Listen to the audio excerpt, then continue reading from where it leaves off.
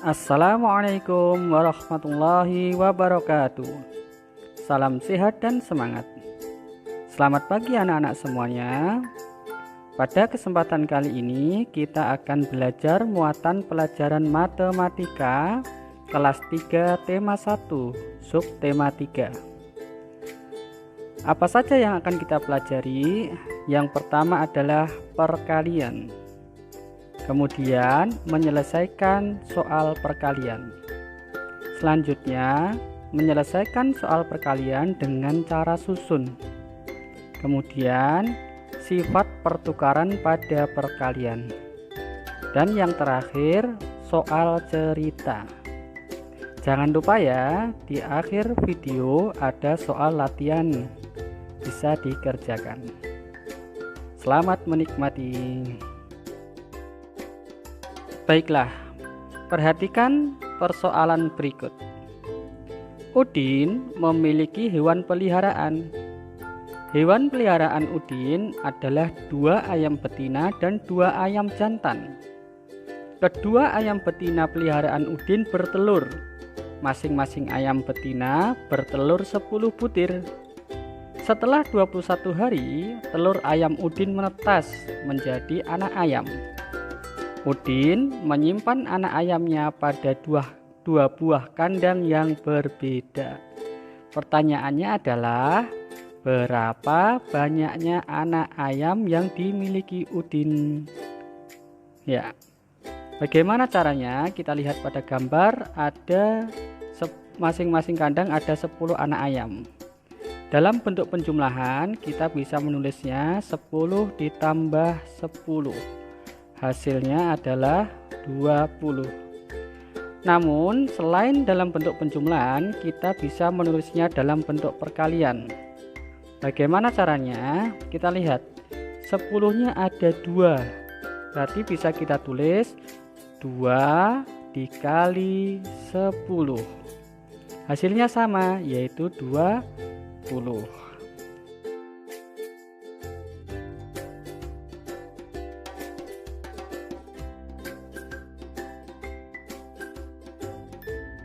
Ya, selanjutnya persoalan kedua.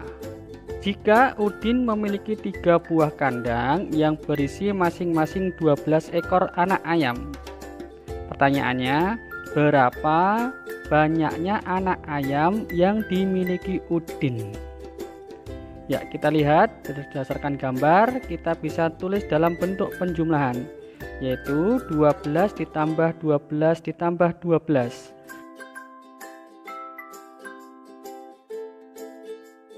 Hasilnya 36. Namun kita bisa menulisnya dalam bentuk perkalian juga, yaitu ada 3 buah angka 12, jadi 3 kali 12. Hasilnya sama, yaitu 36.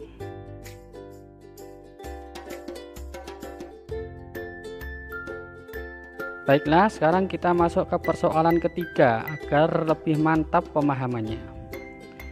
Terdapat 4 buah kandang masing-masing berisi 15 anak ayam.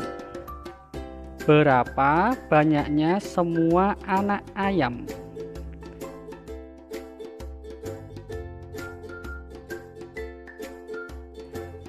Ya.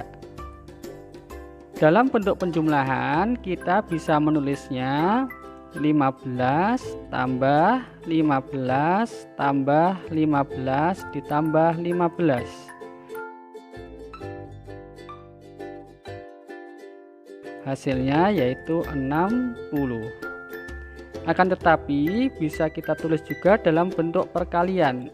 Kita lihat 15-nya ada 4. Jadi bisa kita tulis 4 kali 15. Hasilnya 60 sama. Dari ketiga persoalan tersebut, maka bisa kita simpulkan bahwa perkalian adalah penjumlahan berulang dari bilangan yang sama. Baiklah, selanjutnya mari kita belajar cara menyelesaikan perkalian. Kita lihat soal pertama. 3 dikali 12. Berapakah hasilnya? Ya, 12 dapat diperoleh dari penjumlahan 10 ditambah 2. Selanjutnya tinggal kita mengalihkan antara 3 dikali 10, hasilnya 30. Kemudian 3 dikali 2, hasilnya 6. Setelah itu kita jumlahkan 30 ditambah 6, hasilnya 36. Jadi 3 kali 12 sama dengan 36. Soal kedua, 4 dikali 120. Berapakah hasilnya?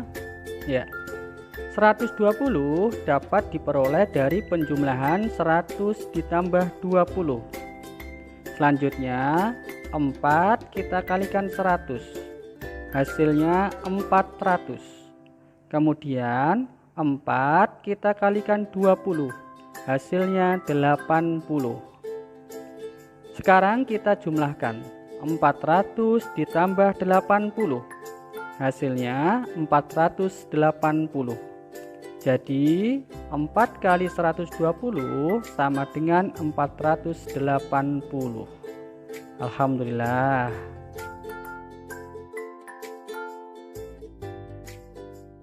Ya, cara selanjutnya untuk menyelesaikan perkalian adalah dengan menggunakan cara susun tanpa teknik menyimpan. Kita perhatikan soal pertama. 3 dikali 12. Berapa hasilnya? Kita susun dulu 12 dengan 3. Kemudian kita kalikan. 2 dikali dengan 3. Hasilnya 6. Selanjutnya ganti 1 dikali dengan 3, hasilnya 3. Jadi 3 kali 12 sama dengan 36.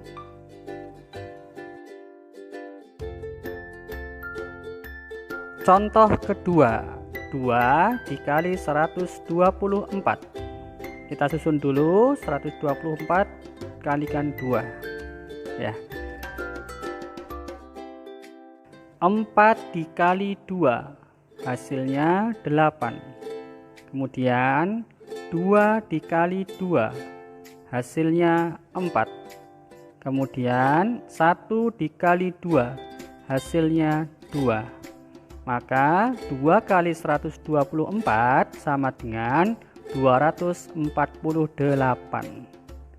Mudah kan? Cara selanjutnya adalah perkalian susun dengan teknik menyimpan. Bagaimana caranya? Kita perhatikan contoh pertama. 4 dikali 14. Sama, kita susun dulu 14 dikali 4. Kemudian 4 dikali 4, hasilnya 16. 6-nya kita taruh di bawah 4, kemudian satunya kita simpan. Selanjutnya 1 dikali 4, hasilnya 4. Karena tadi masih menyimpan 1, maka kita jumlahkan 1 ditambah 4, hasilnya 5. Jadi 4 kali 14 sama dengan 56. Contoh kedua, 3 dikalikan 245. Kita susun dulu 245 dikali 3. Selanjutnya kita kalikan. 5 dikali 3, hasilnya 15. 5-nya kita taruh di bawah, kemudian satunya kita simpan. Selanjutnya 4 dikali 3 sama dengan 12. Karena tadi menyimpan 1, sekarang 12 ditambah 1, hasilnya 13. 3-nya kita taruh di bawah, menyimpan lagi 1. Selanjutnya 2 dikali 3, hasilnya 6. Karena masih menyimpan 1, 1 ditambah 6, hasilnya 7. Jadi 3 kali 245 hasilnya adalah 735. Bagaimana? Bisa kan? Ya, Itu tadi adalah cara menyelesaikan perkalian. Selanjutnya, mari kita belajar sifat pertukaran pada perkalian. Kita beri contoh 3 kali 12. Kita bisa menulisnya 12 tambah 12 tambah 12 sama dengan 36. Bagaimana dengan 12 dikali 3? Kita bisa menulisnya 3, kita jumlahkan ada 12. Hasilnya juga 36. Karena hasilnya 3 kali 12 dan 12 kali 3 adalah sama, yaitu 36, maka bisa kita tulis 3 kali 12 sama dengan 12 kali 3. Nah, itu adalah sifat pertukaran pada perkalian. Misalkan kita punya 10 kali 15, maka bisa kita tulis 15 kali 10, karena hasilnya akan sama, yaitu 150. Jadi sifat pertukaran pada perkalian, ketika bilangan tersebut dibalik maka nilainya akan sama. Sekarang mari kita menyelesaikan soal cerita. Soal pertama, Udin memiliki 3 ember berisi ikan hias. Setiap ember berisi 320 ekor. Berapa banyak ikan hias Udin semuanya? Kita jawab. Kita tulis 320 dikali 3. Dengan cara susun kita selesaikan. 0 kali 3 hasilnya 0. 2 kali 3 hasilnya 6. Kemudian 3 kali 3 hasilnya 9. Kesimpulannya, jadi banyaknya ikan hias Udin adalah 960.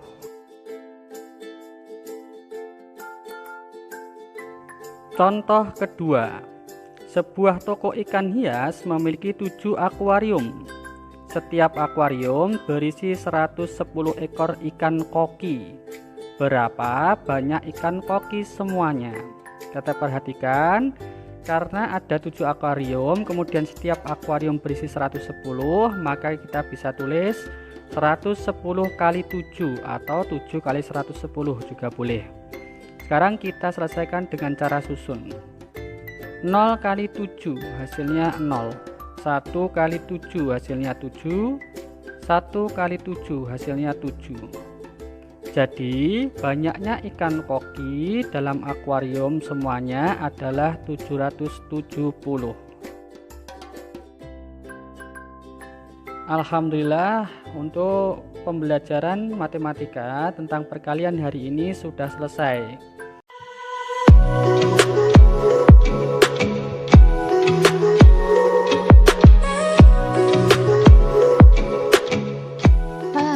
Assalamualaikum warahmatullahi wabarakatuh. Hari ini kita akan belajar PPKN tentang bersatu dalam keberagaman. Masih ingatkah kalian pengamalan sila kedua Pancasila? Ya, pengamalan sila kedua Pancasila salah satunya adalah menghargai dan menghormati keberagaman. Selain menghargai dan menghormati keberagaman, kita juga harus menghargai dan menghormati orang tua dan teman kita ya. Apakah kalian masih ingat dengan teman sekelas kalian? Dengan teman, kita harus saling menghargai dan menghormati. Karena jika kita dalam kesulitan, kita selalu membutuhkan bantuan teman. Sebaliknya, jika teman yang sedang kesusahan harus kita bantu.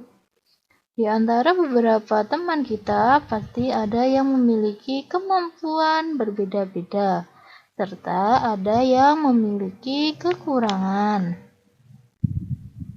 Seperti ada beberapa teman yang pandai dalam pelajaran matematika, pandai dalam menggambar, pandai dalam bermain lompat tali, pandai dalam berolahraga, dan lain-lain. Nah, dengan adanya perbedaan tersebut, kita harus saling menghargai dan menghormati. Cara menghargai dan menghormati teman. Yang pertama, menghargai pendapatnya saat berbicara di depan kelas. 2. Berbicara dengan sopan, maksudnya tidak dengan bahasa yang kasar. 3. Bersikap baik terhadap teman dan tidak boleh memilih-milih teman antara kaya dan miskin, tidak menyombongkan diri. 4. Bersikap jujur dan sopan terhadap teman. 5. Menyapa jika bertemu baik di sekolah maupun di luar sekolah. 6. Bersikap dan suka menolong terhadap teman serta murah senyum. Pertanyaan pertama. Adakah teman kamu yang kesulitan dalam melakukan permainan lompat tali? Bagaimana saranmu dalam keadaan tersebut? Sarannya mengajaknya berlatih bersama untuk meningkatkan kemampuannya. Pertanyaan kedua. Bu guru meminta teman kamu untuk bercerita di depan kelas, namun teman kamu malu untuk bercerita di depan kelas. Bagaimana sikap kita sebaiknya? Sikap kita sebaiknya, yang pertama, membangun sikap percaya diri mereka. Kedua, membagi pengalaman bersama mereka. Ketiga, membicarakan hal-hal yang menarik atau yang mereka minati. 4. Memberi bantuan saat mereka mengalami kesulitan. Pertanyaan ketiga. Di sekitar lingkunganmu ada teman membuang sampah di sungai. Bagaimana saranmu? Sebaiknya kita menegur atau menasihati agar temanmu membuang sampah pada tempatnya untuk menjaga kebersihan lingkungan sehingga tidak terjadi bencana alam seperti banjir. Karena menjaga kebersihan lingkungan adalah kewajiban kita. Cara menyampaikan saran yang tepat. 1. Memperhatikan kondisi orang yang diberi saran. 2. Memilih waktu yang tepat. 3. Menyampaikan saran dengan bahasa yang santun. 4. Memberikan alasan secara logis atau masuk akal. Sekian pembelajaran hari ini. Terima kasih. Wassalamualaikum warahmatullahi wabarakatuh. Tetap semangat belajar, tetap jaga kesehatan.